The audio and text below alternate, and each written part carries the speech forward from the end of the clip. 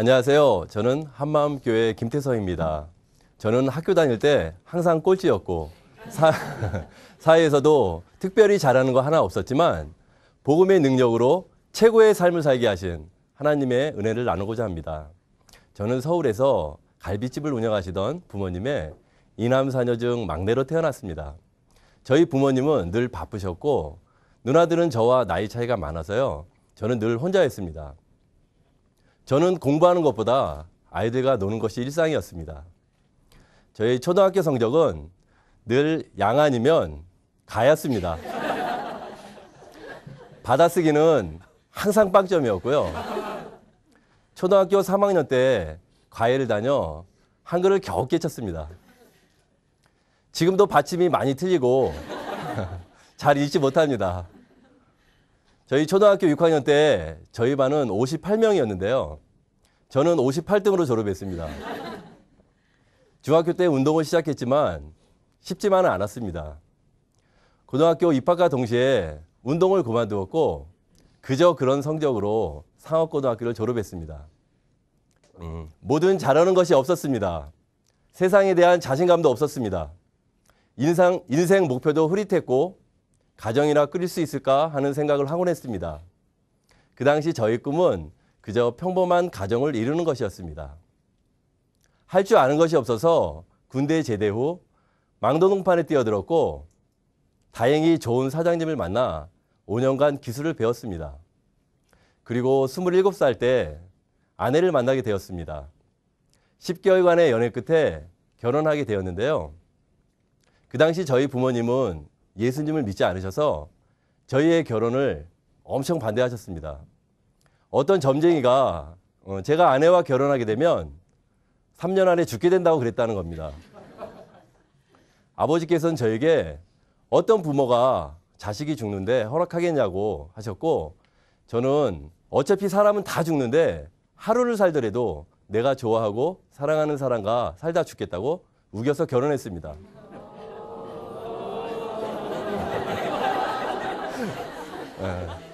지금 제 아들이 17살입니다. 그 당시 저희 아버지께서 너무 화가 나셔서요. 상견례도 하지 않았는데 곧바로 예식장을 예약하셨습니다. 그래서 더 빨리 결혼하게 되었어요. 그때의 선택은 정말 탁월한 선택이었습니다. 지금 제가 예수님을 믿을 수 있도록 인도해 준 사람이 바로 아내였기 때문입니다. 아내는 몸이 많이 약했는데 결혼 후 하루가 멀다 하고 병원에 실려 다녔습니다. 제가 1년에 100일은 병원에서 출퇴근했으니까요. 신혼 초 전세 자금이 없어서 월세에 살았고 제가 결혼 전 빚이 있어서 한 달 생활비는 불과 몇만 원 뿐이었습니다. 그 당시 저희 한 달 용돈이 10,000원이었습니다. 그러던 어느 날 퇴근하고 집에 들어왔는데 아내는 저에게 11조는 하나님의 것이니 하나님께 드려야 한다고 했고 그 생각이 하루 종일 났다고 했습니다. 저는 왠지 그렇게 하지 않으면 하나님께서 아내를 데려가실 것 같아서 그러자 했습니다. 사실 저는 믿음으로 드린 것은 아니고요. 아내가 죽을까 봐 두려워서 드렸습니다. 그렇게 생활비가 한 푼도 없는데 한 번도 굶지는 않았습니다. 하나님께서 저희의 하루하루를 책임져 주시는구나 했습니다. 제가 배운 것이라고는 고등학교 때 배운 주삼 부기와 군 제대 후 5년간 배운 설비 기술뿐인데 하나님께서는 이것과 전혀 상관없는 디자인 관련 사업을 하게 하셨습니다. 이 사업은 유치원이나 어린이집, 미술 피아노 학원 등에 맞는 캐릭터나 이미지를 그림으로 그려서 벽이나 유리, 간판 등을 꾸며주는 그런 사업이었습니다. IMF 때 사업을 시작했는데 저는 IMF가 뭔지 모르고 지냈습니다. 부모님 아시는 분에게 1,000만 원을 빌려서 사업을 시작했는데 기본 자재를 사고 나니 200만 원이 남았습니다. 사무실은 월세에 월세를 내는 남의 사무실이었습니다. 그 당시 우리나라 경기가 어려워서 많은 어린이집 선생님들이 원을 그만두게 되었는데요. 글쎄 그만둔 선생님들이 원을 새로 차리시더라고요. 그래서 저희 사무실은 일이 넘쳐났습니다. 정말 하나님의 은혜죠. 그렇게 시간이 지나 보니까 하나님께서 저희에게 넓은 집도 주셨고 4층짜리 건물도 주셨습니다. 그리고 처음 드렸던 11조에 50배, 100배를 드릴 수 있도록 물질의 축복도 해주셨습니다. 제가 사업에 대한 대단한 능력이 있었다면 제가 했다 할 수 있겠지만 저는 그림도 그릴 줄 모르고요. 컴퓨터도 잘 다룰 줄 모릅니다. 그래서 이 모든 것을 하나님께서 해주셨음을 의심할 수가 없습니다. 그 무렵 저희 아내는 많은 고민을 하고 있었습니다. 아내는 갑상선, 심장 판막증, 부정맥, 그리고 우울증까지 있었는데 길을 가다가 숨을 쉴 수가 없어서 119 구급차에 실려 응급실에 가는 일들이 자주 있었습니다. 이런 일들을 겪으면서 아내는 정말 하나님이 계실까? 정말 천국과 지옥이 있을까? 내가 죽으면 천국에 갈 수 있을까를 고민했다는 것입니다. 그러다가 아내는 큰 처형에게 신앙적 도움을 많이 받았고 큰 처형이 다니는 춘천 한마음교회에 다니게 되었습니다. 이 과정에서 저는 아내와 한마음교회를 4년간 핍박했고 협박했습니다. 제가 엄청 못되게 굴었습니다. 무슨 교회를 그렇게 멀리 다니냐고요. 아내에게 툭하면 이혼을 들먹였고 교회에 불을 지른다고 협박했습니다. 심지어 제 손가락을 자르려고요. 부엌칼도 들었습니다. 그렇게 제 마음이 계속 강팍해져 가는데 아내는 저와 정반대로 기쁨이 넘쳤습니다. 그리고 항상 예수님만 전했습니다. 그렇게 아프던 사람이 노방전도와 지하철 전도까지 다녔습니다. 그러면서 아내는 병원에 가는 횟수가 급속도로 줄어들었습니다. 아내의 삶이 너무도 많이 변해 있음을 보았습니다. 저에게 잘하려는 그 마음도 알 수 있었습니다. 그 당시 저희 직원 중에 한 사람이 눈에 병이 있었는데요. 3개월 후면 실명된다는 진단을 받은 일이 있습니다. 저는 아내의 병이 치유되는 것을 보고 이 직원도 한마음교회에 가면 병이 치유될 거라는 생각이 들어 아내를 통해 한마음교회에 보냈습니다. 그리고 월요일 아침 놀라운 이야기를 듣게 되었는데요. 글쎄 목사님께서 주일 예배 시간 때 직접 기도해 주셨는데 그 눈이 나았다는 겁니다. 이 직원은 그 후로 3년 동안 저와 함께 근무를 했었고요. 그리고 3년 전쯤에 제가 전해드린 이야기인데요. 결혼해서 아이를 낳고 잘 살고 있다고 합니다.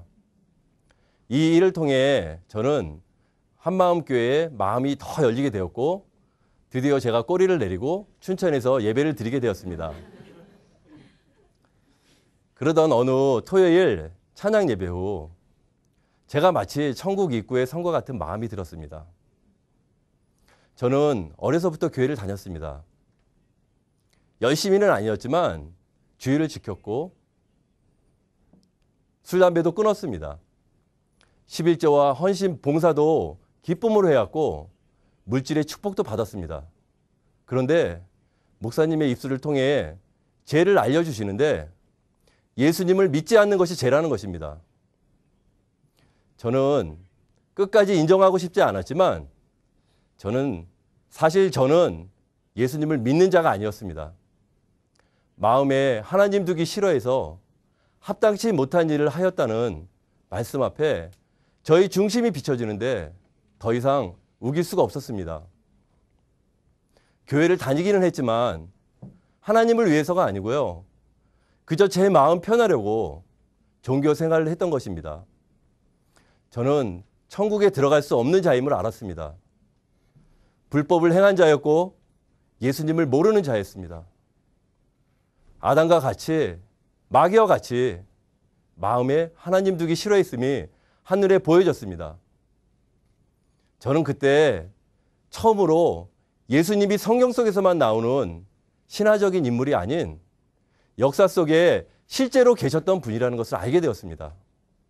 4대 성인 중에 한 사람이었던 그가 자신이 구약에 예언된 하나님이라고 전하다가 신성 모독죄로 붙잡혀서 십자가에 못 박혀 죽었다는 것과 또 죽은 자 가운데서 다시 살아났다는 것이 역사에 기록되어 있는 사실이라는 것을 알게 되었습니다.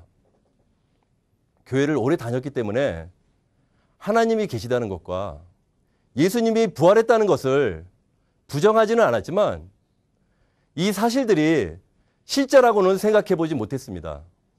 그런데 이 부활이 실제가 되니까 하나님이 정말 살아계시다는 것과 보이지 않는 세계가 믿어졌습니다. 성경의 모든 말씀이 믿어지더라고요. 제자들도 죽은 자 가운데서 예수님이 살아나신 후에야 성경과 예수의 하신 말씀을 믿었다고 성경에 적혀 있더라고요. 요한복음 1장 3절의 말씀과 같이 예수님이 저를 만드셨고 저는 그분의 것이었습니다. 이분이 처음부터 저의 주인이셨습니다. 그런데 저는 지금까지 내 마음대로 나를 위해 살았습니다. 예수님을 주인으로 믿지 않은 것입니다. 바로 이 죄를 회개하고 저는 3일 동안 교회를 떠날 수가 없었습니다. 왜냐면요, 지금 나가면 죄를 또 지을까 봐서요. 그 후에 영업을 다니며 제가 만난 예수님을 전했습니다. 부활을 통해 천국과 지옥이 너무도 확실하고 예수님을 주인으로 믿지 않으면 지옥에 갈 수밖에 없기 때문에 만나는 사람들에게 복음을 전할 수밖에 없었습니다. 그렇게 전도를 하는데 저의 마음에 기쁨이 샘솟는 것을 알았습니다. 그래서 아내에게 전화했죠. 내가 왜 이렇게 기쁘지? 그랬더니 아내는 복음을 전하면 하나님께서 기쁨의 면류관을 주신다고 이야기해 주더라고요. 그렇게 가는 곳마다 복음을 전했는데요. 시간이 모자라서 영업을 할 수가 없었습니다. 그런데 신기한 것은 제가 가지 않아도 사람들이 일을 맡기는 것이었습니다. 그 당시 제가 하루에 6, 7군데 정도를 영업을 다녔는데요. 복음을 전하니까 3군데밖에 갈 수 없었습니다.